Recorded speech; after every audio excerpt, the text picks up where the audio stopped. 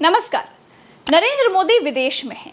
उनके पीछे भारतीय जनता पार्टी में भीतर ही भीतर बहुत बड़ा ऑपरेशन शुरू हो चुका है। 2014 के मोदी के अपने इतिहास में कभी ऐसा नहीं हुआ कि मोदी के खिलाफ उनके अपने सांसद खड़े हो गए हों।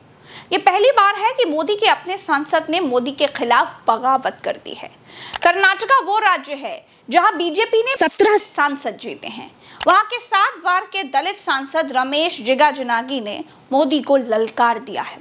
कहा, मोदी ने मुझे मंत्री इसलिए नहीं बनाया क्योंकि मैं दलित हूं। मुझे बताइए, क्या ये न्याय है? पूरे दक्षिण भारत में मैं अकेला दलित हूं जिसने लगातार 7 चुनाव जीते हैं।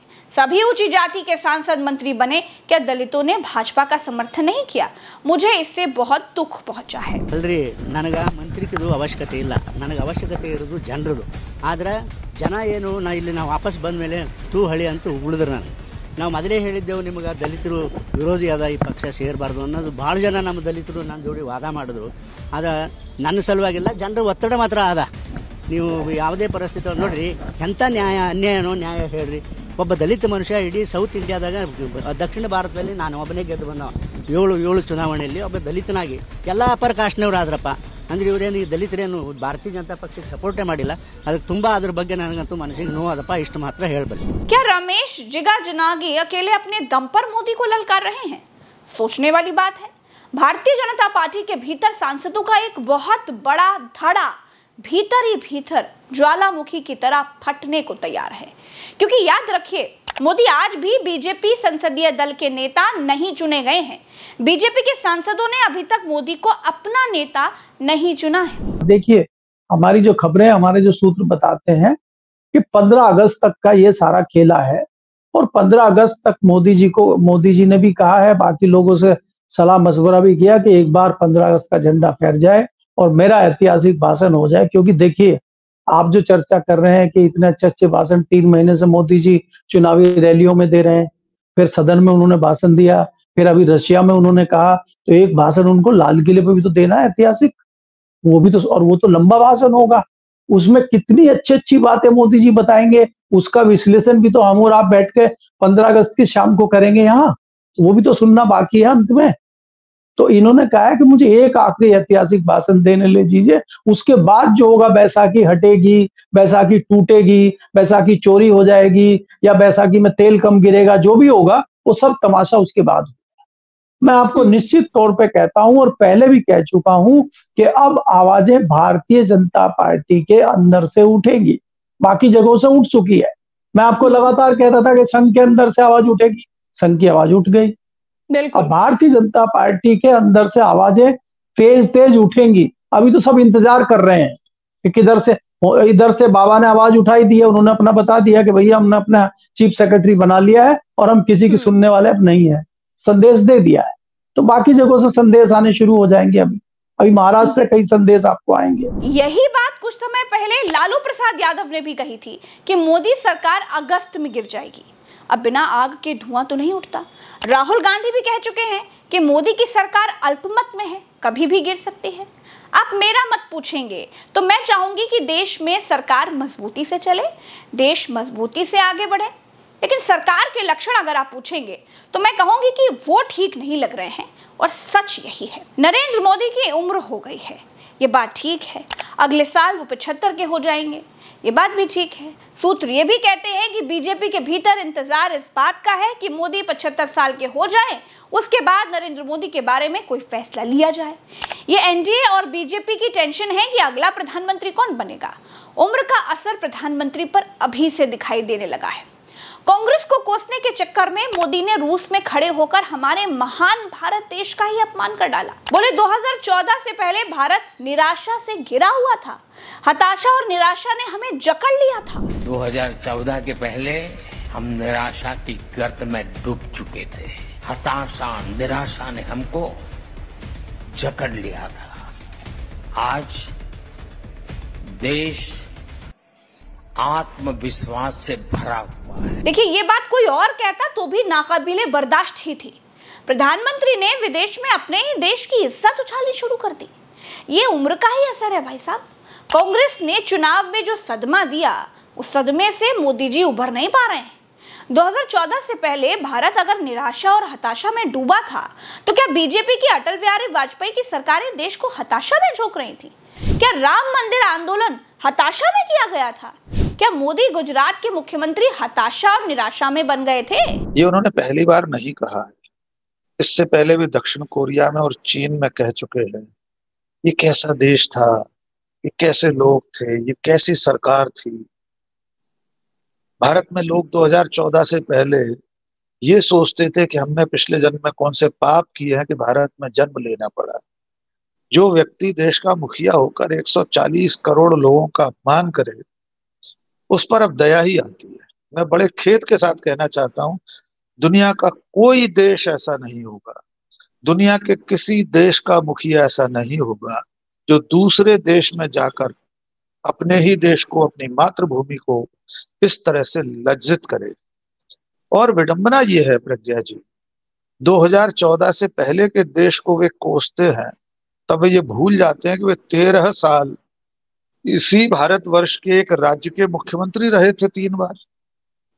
वे जब 2014 से पहले के भारत को कोसते हैं तो वे ये भूल जाते हैं कि इसी देश में उनके पुरखे अटल बिहारी वाजपेयी 6 साल प्रधानमंत्री रहे, 3 बार प्रधानमंत्री पद की शपथ ली उन्होंने। इसी भारतवर्ष में 2014 से पहले मोरारजी देसाई से लेकर विश्वनाथ प्रताप सिंह, चंद्रशेखर, इंद्र कुमार गुजराल, एच.डी. देवेगौड़ा, कितने लोग गैर कांग्रेसी प्रधानमंत्री रह लिए। उन्हीं में से कुछ की मदद से आप सरकार चला रहे हैं। मोदी जी, आज आप जो अडानी को बेच रहे हैं वो सब 2014 से पहले ही बना था। जो कंपनियां आज आप बेच रहे हैं वो 2014 से पहले ही बनी थी। 2014 के पहले भारत को सरकारों ने बड़ी बड़ी ऊंचाइयां दी, हरित क्रांति दी, दुग्ध क्रांति दी, इलेक्ट्रॉनिक क्रांति दी। देश ने कई युद्ध लड़े, एक को छोड़ सब जीते। 2014 से पहले ही हम परमाणु शक्ति बने। 2014 से पहले हम इतने उत्साहित थे कि साइकिल पर रॉकेट के पार्ट ढोकर हमने इसरो खड़ा कर दिया। 2014 से पहले हमारी शक्ति में ये दम था कि हमने पूर्वी पाकिस्तान को मिटाकर उसे बांग्लादेश बना दिया। 2014 से पहले हमारी शक्ति ये थी कि हम ताजे ताजे आजाद हुए थे, फिर भी 62 में चीनियों से लड़ गए थे। हमारे अंदर जिगर था, गुर्दा था, जज्बा था।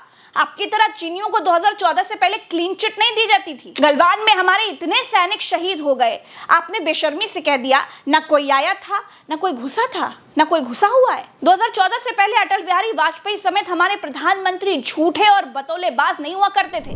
न वहाँ कोई हमारी सीमा में घुस आया है, न ही कोई घुसा हुआ है, न ही हमारी कोई पोस्ट किसी दूसरे के कब्जे में है। मेरे मायने ये है कि प्रधानमंत्री को प्रधानमंत्री के स्टेटस के हिसाब से अनुरूप रहना होता है।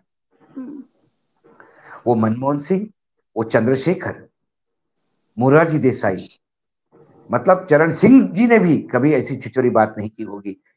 लोग तो कहते किसान नेता थे, उनको तो चांस भी नहीं मिला ज्यादा, लेकिन उन्होंने भी कभी देश ऐसा नहीं कहा कि अभी तक कुछ नहीं हुआ, मेरे आने के बाद ही हुआ। इंदिरा गांधी, लाल बहादुर शास्त्री, जवाहरलाल नेहरू, आप फहरिस्त है लंबी। वीपी सिंह ने भ्रष्टाचार की बात की, लेकिन कतई कभी ये नहीं कहा कि बस मैं प्राइम मिनिस्टर बनूंगा और आज से ठीक हो गया, इसके पहले तो देश बर्बाद था। ये अजन्मे हैं और अभी उस फॉर्मेट से बाहर नहीं आए। इनको लगता है आज भी ये भगवान ने भेजे हुए दूत है, इनका कुछ नहीं किया जा सकता। जिनके सामने उन्होंने बोला, सारी दुनिया इन पे हंसेगी। कल यदि मैं उठ के खड़ा हो गया और मैंने कहा कि अमिताभ बच्चन को एक्टिंग नहीं आती, मूर्ख है वो, अशोक वानखड़े से बड़ा कोई एक्टर नहीं है, लोग सुन लेंगे मेरी बात, क्योंकि भाई प्रज्ञा के चैनल पे है, लोग देखते हैं तो सुन रहे हैं। लेकिन बोलेंगे क्या पागलपन हो गया, पागल हो गया अशोक वानखड़े, 100 किलो का भैंसा अपने आप को अमिताभ बच्चन कहता है। बताओ, कुछ भी कहने लगे लोग आजकल, लोगों की रिएक्शन ही होगी। ऐसी ही रिएक्शन प्रधानमंत्री के उस वक्तव्य पे। हर आदमी को अपने लिमिट्स मालूम होनी चाहिए। दोस्तों, अभी राहुल गांधी ने बीजेपी को हिंसक हिंदू कहा था, तो मोदी को बड़ी मिर्ची लग गई थी।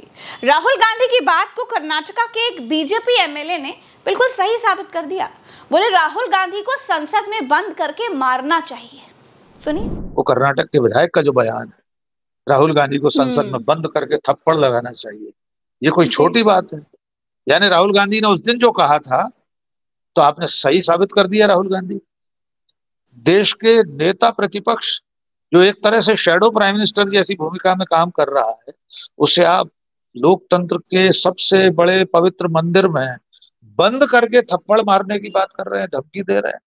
साथ में ये भी कह रहे हैं अगर मंगलुरु आएंगे तो यहां भी हम यही इंतजाम करेंगे। तो आप सोच कर देख लीजिए कि अगर 4 जून का भाव इन्होंने पढ़ लिया होता जनता का, और जनता ने कोई सिंधु घाटी की सभ्यता की लिपि में तो फैसला नहीं सुनाया। जो अपठनीय है उसने तो हिंदी, अंग्रेजी, तमिल, तेलुगु, बांग्ला में अपना फैसला सुनाया है।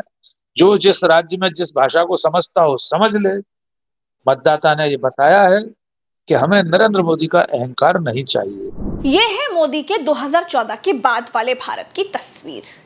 2014 के बाद हमें क्या मिला वो भी मैं आपको बता देती हूँ।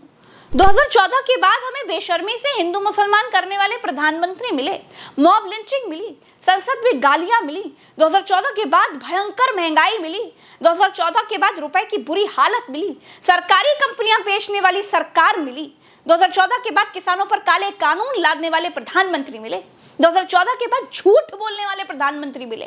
अपने एक राज्य के जलने पर चुप रहने वाले प्रधानमंत्री मिले।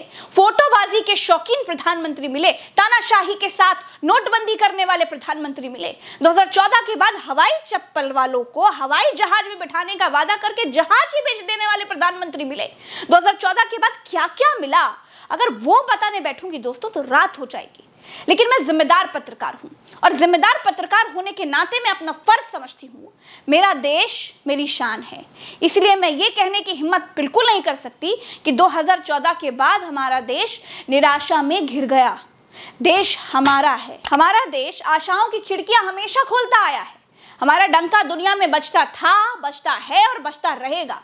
अरे मोदी जी के कह देने से हमारे गौरवशाली इतिहास को निराशा के बादल थोड़ी ढक लेंगे। इस वीडियो में इतना ही। मुझे दीजिए इजाजत, चलते हैं। राम राम, दुआ सलाम, जय हिंद। चैनल को सब्सक्राइब जरूर कीजिएगा।